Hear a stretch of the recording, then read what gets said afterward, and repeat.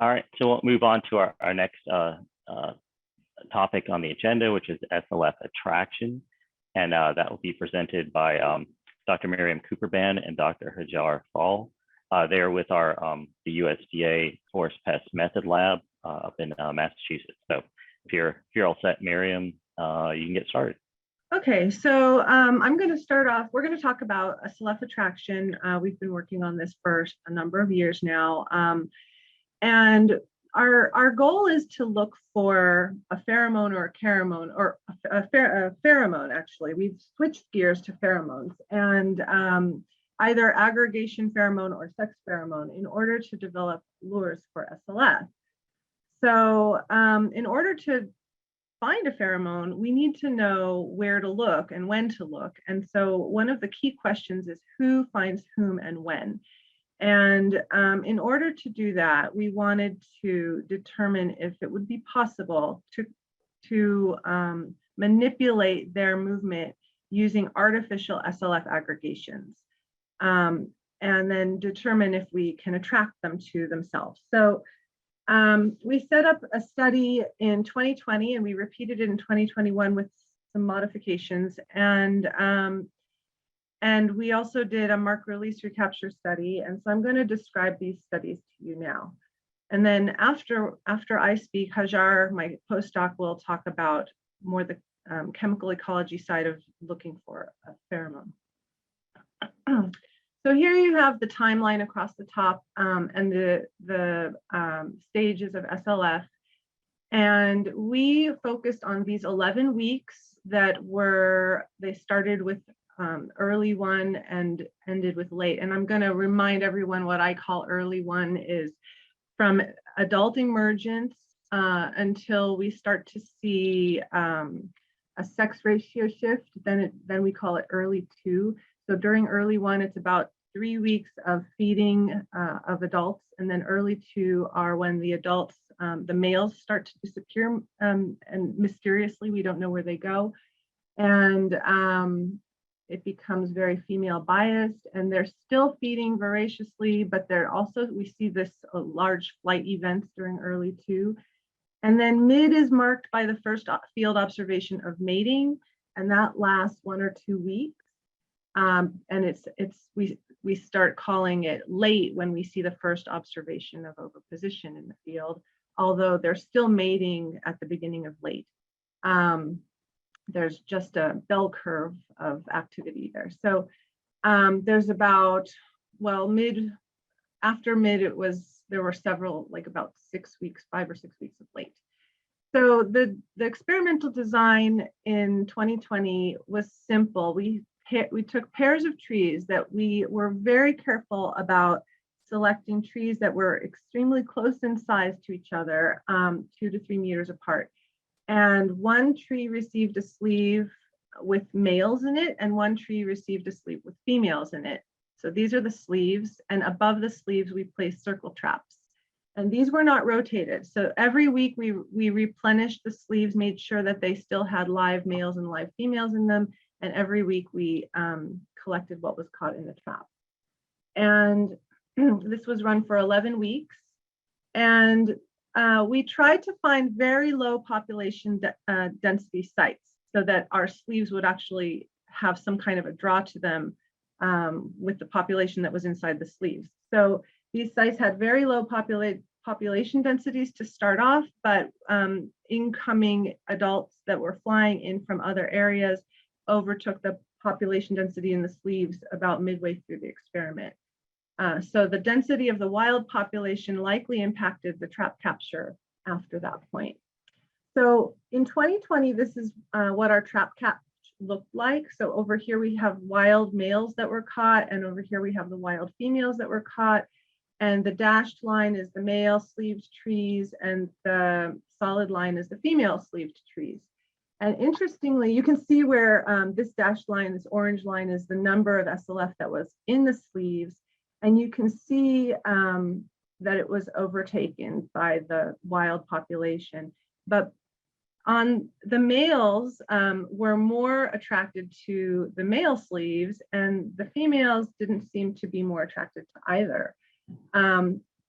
if you look at the total numbers that were captured over the whole course of the summer in 2020, there was a significant difference between males and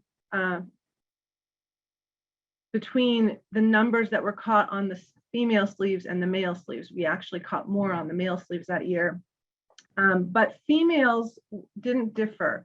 So there was no difference between the male and female sleeves in the number of females that were captured. The difference was the number of males, where the males went more towards the male sleeves, significantly more. This was also reflected in the sex ratios that we saw. So the female sleeves had a more female bias sex ratio, and the male sleeves had a more male bias sex ratio, and this was significantly different. But by the end of the summer in 2020, it was starting to become apparent that we were causing something to happen on these trees with sleeves. The trees with sleeves had aggregations of SLF on them, and the trees that were next to them did not. And we were starting to question whether we had created hot trees by placing these aggregations on the trees.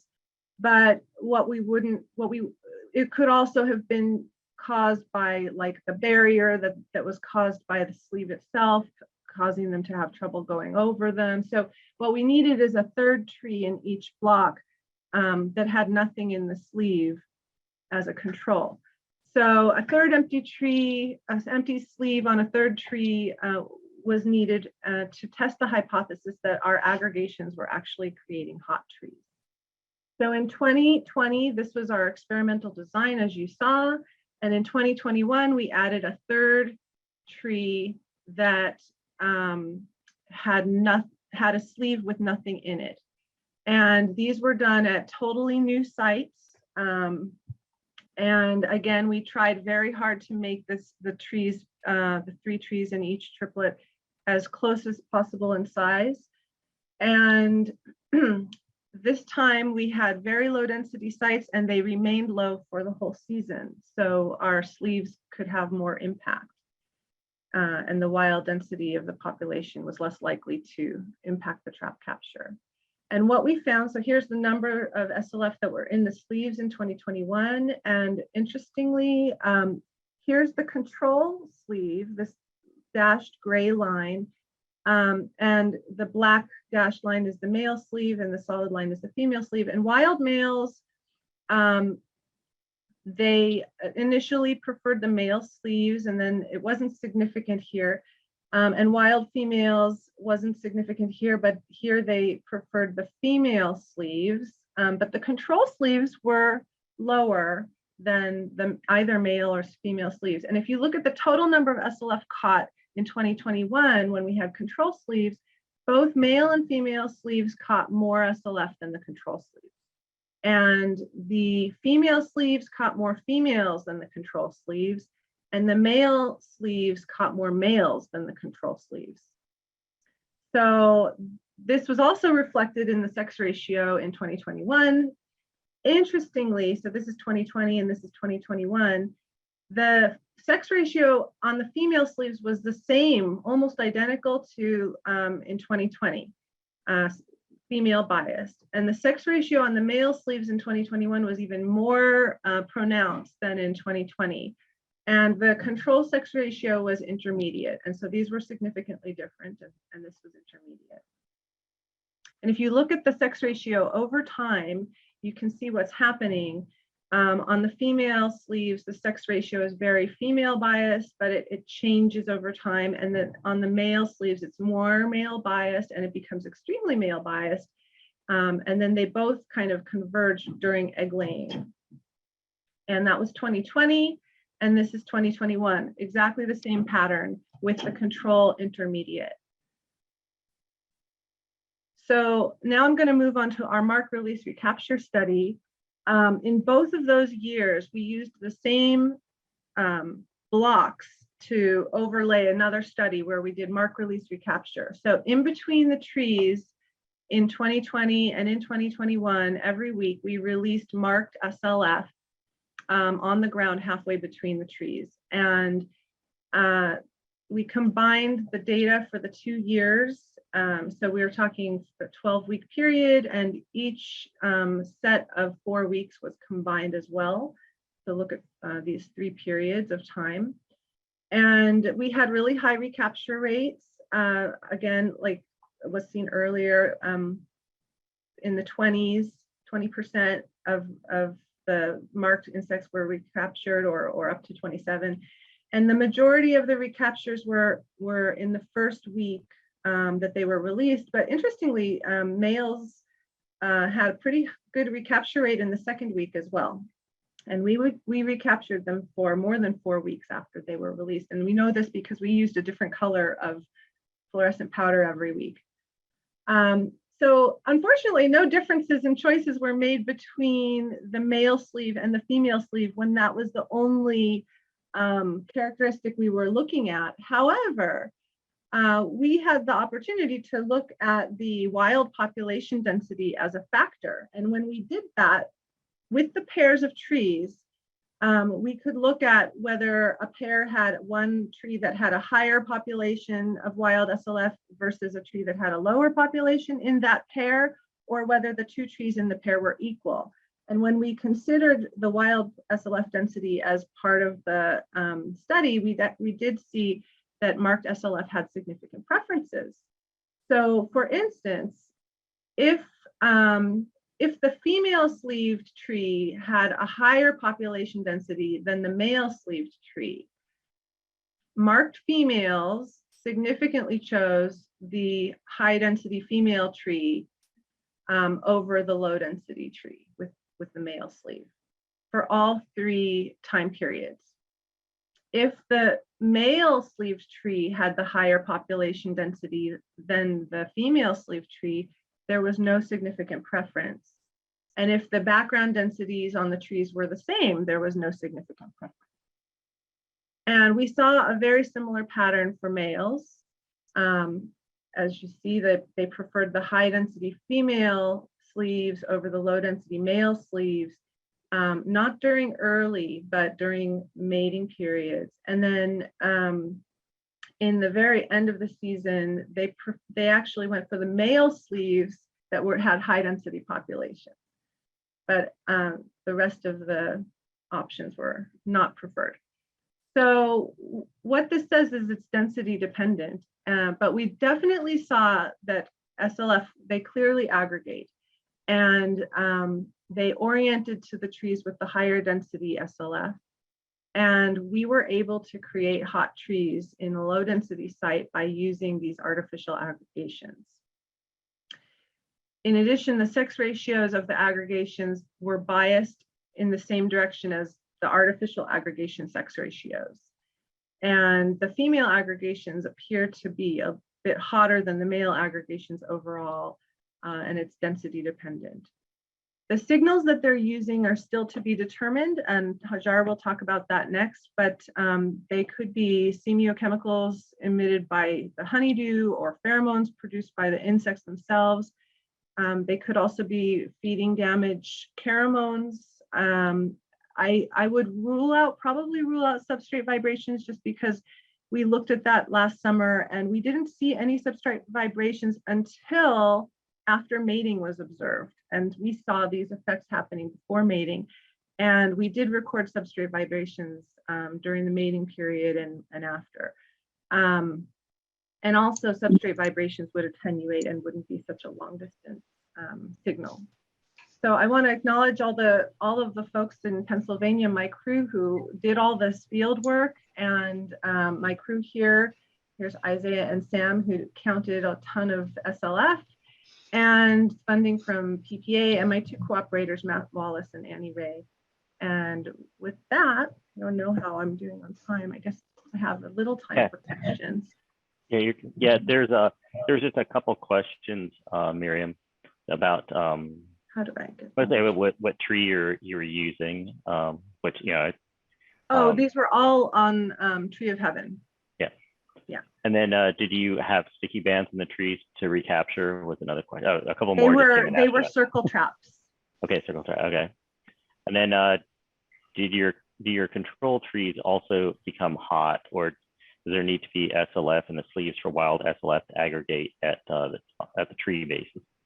Well, what we saw was that control trees did not become hot. I mean, we saw a significant difference between the control trees and any either of the male or female sleeve trees.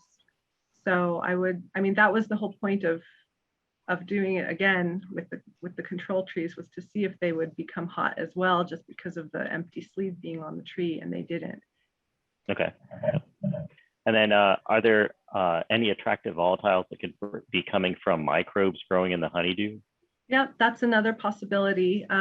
We don't know. I mean, honeydew, we've been looking at the volatiles from the honeydew, and we haven't differentiated between the microbe produced volatiles and the actual insect honeydew itself, because we've been looking at mostly fresh honeydew though. So it's possible that less fresh honeydew I'm sure has a different volatile profile. We've looked a little bit at that, but it wasn't attractive in Y-tube studies like their actual fresh honeydew was. So we didn't pursue the fermented honeydew so much.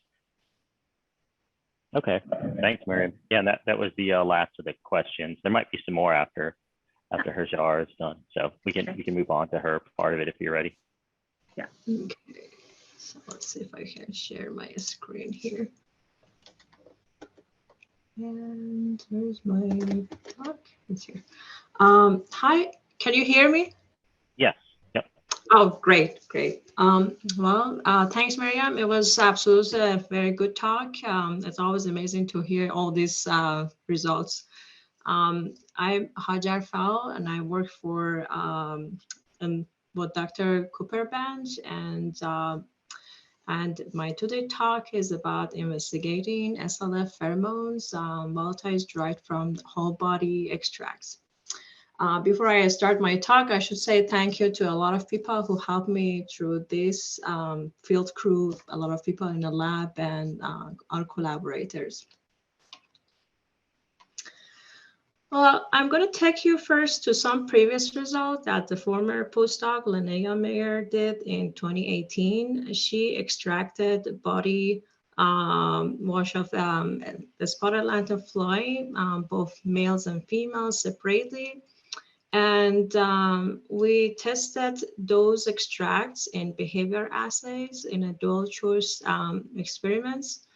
And then when we tested the extract, so here I colored them with like pink color is the female extracts and the blue color is male extracts. When we tested both of these extracts to male SLFs, both of these extracts were attractive to males, and interestingly, the response rate is higher even to female extracts.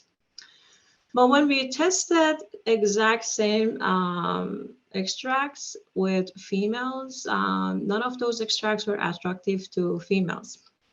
So next we had these questions that what are those attractive chemicals in body wash volatiles? To figure this out, we have to use the GC, gas chromatography electron-autographic detection.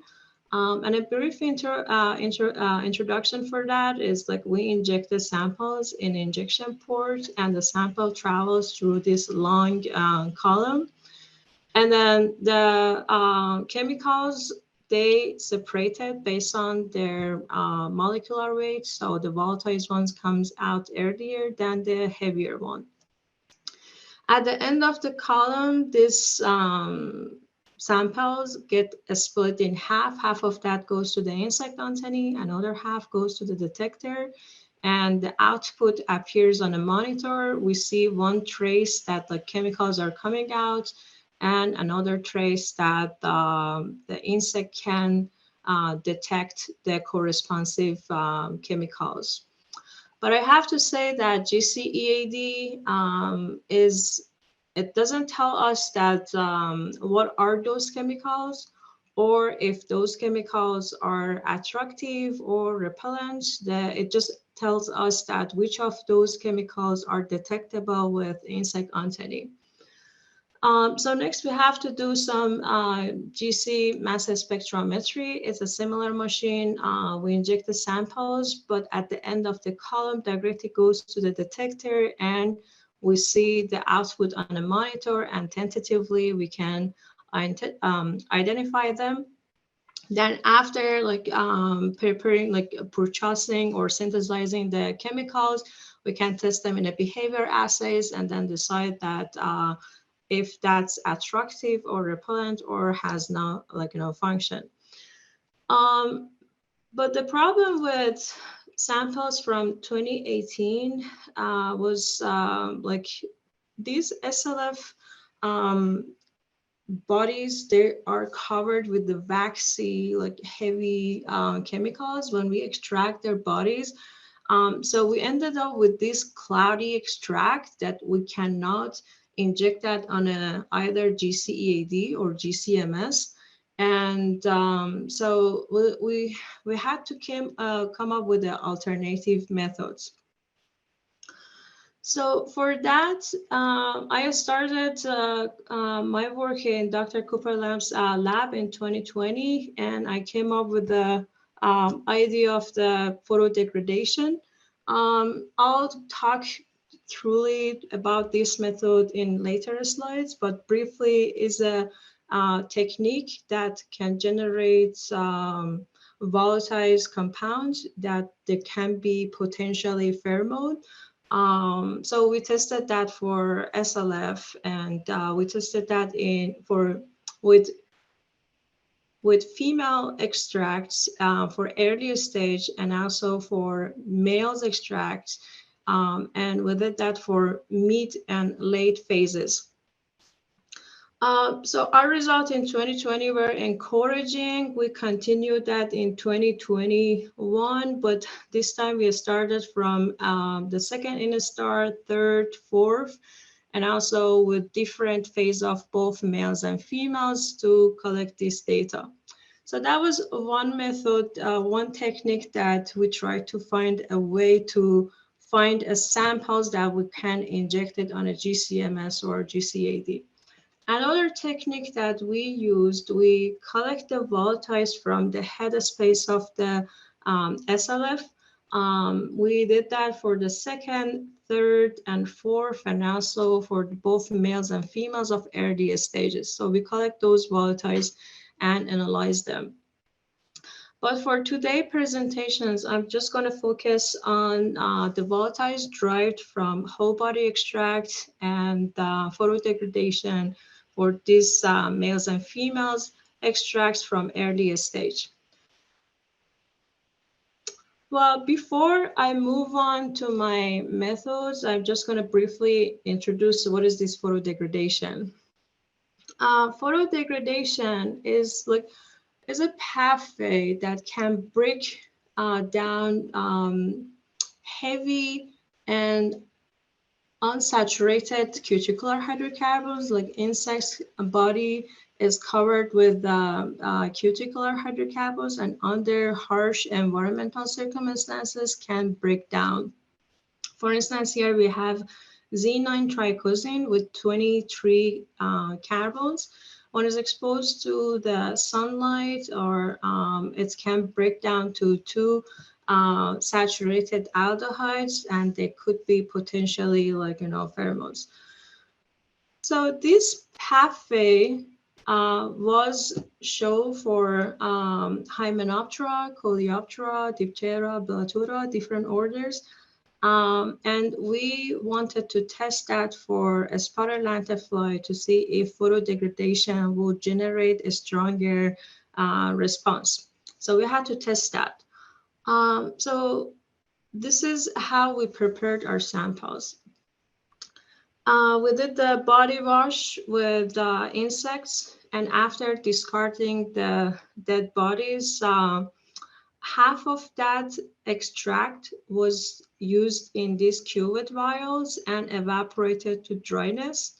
And then this was our setup, that how we set it up, and exposed that to a solar simulator machine overnight. And meanwhile, the volatiles were collected. So we had this residue here, the cuvette vials, and also we had the volatiles. Another half of the extract was used in a similar way, but we didn't expose that to solar simulator, and I'm going to call that crude extracts. So next day morning, I extracted, I rinsed these vials with solvents, and we call this residue. And also I rinsed the collectors that containing the volatiles for both photodegraded and non-photodegraded experiments. So in 2020, every week we had 4 samples for all stages of males and females.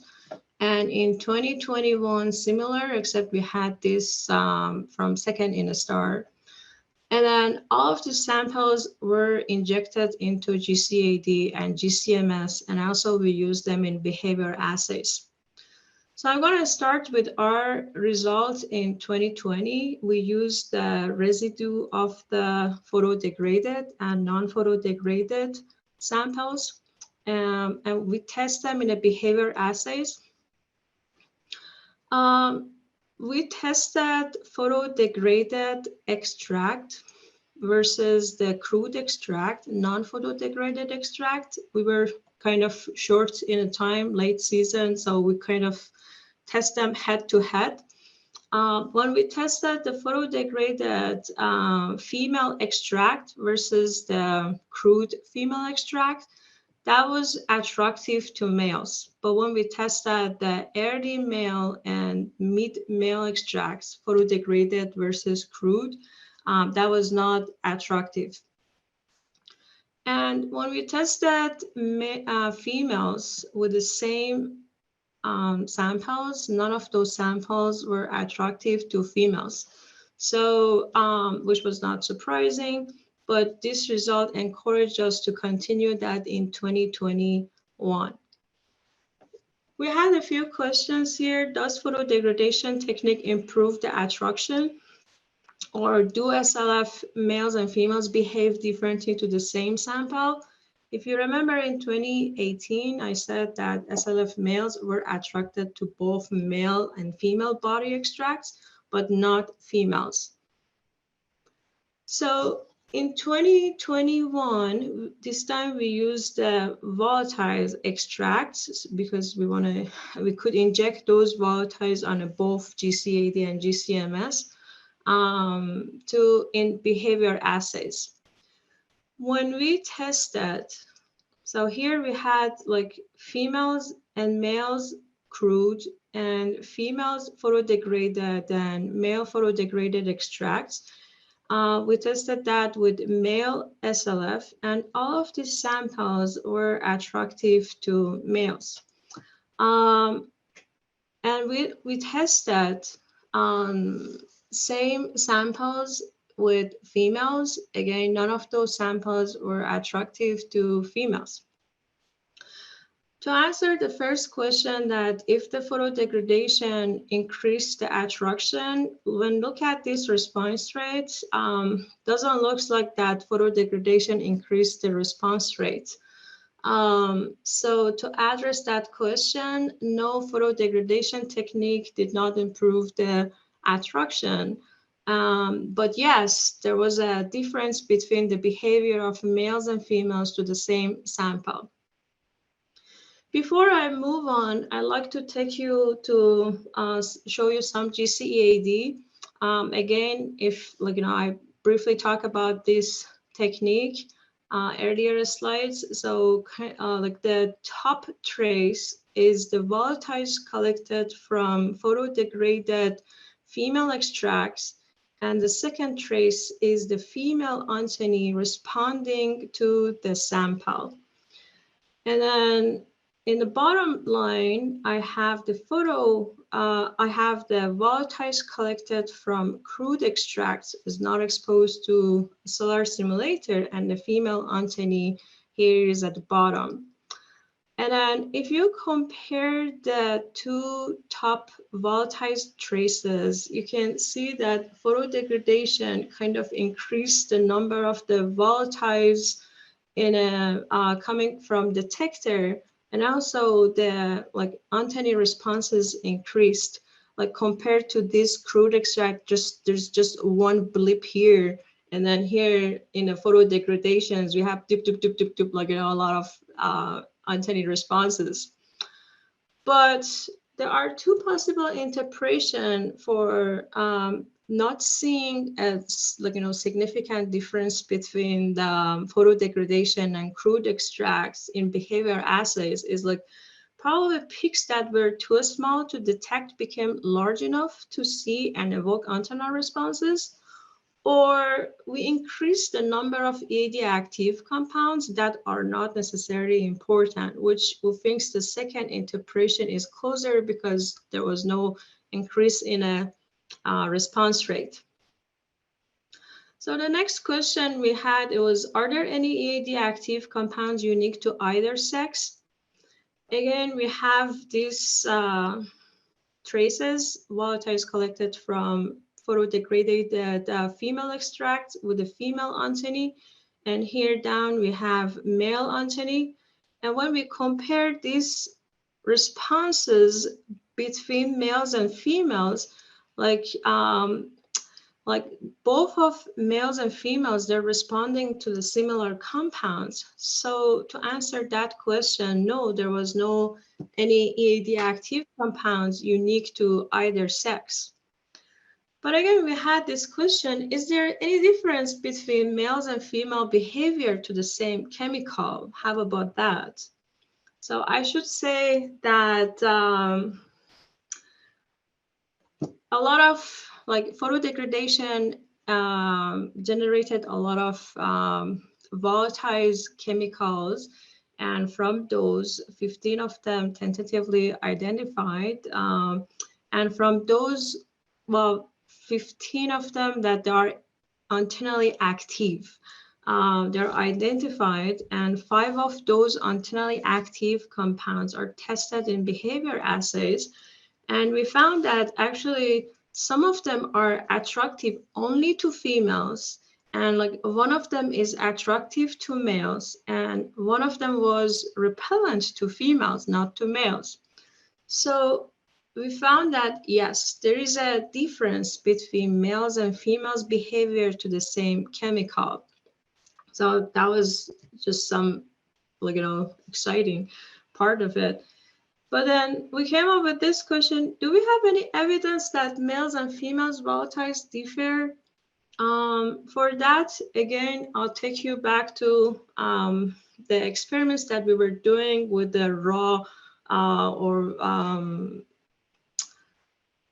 insect body extracts without doing any like photodegradation or anything. This is just like we extract the insect bodies and we test them in a behavior assays directly. When we tested different phases of males and females to females in behavior assays, none of those extracts were attractive to females. And when we tested the early stage of females and males to males, both of those extracts were attractive to males. But when we tested mid extracts, interestingly, only the extracts from mid females were attractive to males, not mid males. And the latest stage was not attractive to males, either males or females. So yes, we do have evidence that males and females volatiles differ. Well, so in conclusion, photodegradation increased the number of EAD active compounds. However, the behavior activity did not improve. Males were attracted to all crude and photodegraded extracts, but not females. We found no EAD active compounds unique to either sex, and our result indicates that males and females behave differently to the same compounds. And the takeaway message is relying on GC-EAD alone is not adequate to indicate SLF pheromone because SLF antennae almost respond to everything. And males and females antennae responded to the same compounds. And we found a lot of EAD active compounds that leaves us with infinite combination to test for attraction. And the SLF life cycle and short window of meat, which is only 2 weeks, limit our capability to test all of those potential blends. And here I'm going to say thank you for being here, and I'm going to take any question if you have. Okay, thank you. I think there was just one question, which I know both of you have looked into. Well, I guess there's two questions, actually. I'll just ask the one, and then if you want to answer the other one in the Q&A, that'd be great. So we can move on to Julie. But have you looked into visual attraction? You're saying seeing a large number of insects on a tree may draw more in. The question. Oh, did I look on individual compound? Is that your question? Oh, they were just asking if you looked into visual attraction of SLF. Oh no, Yeah. we didn't work on that, but one of our colleagues I know he's working on visual attraction. Yeah. Okay. Thanks. All right. Well then, just in the interest of time, we'll move on to the next presenter. Thanks, Hajar. Thanks, Miriam.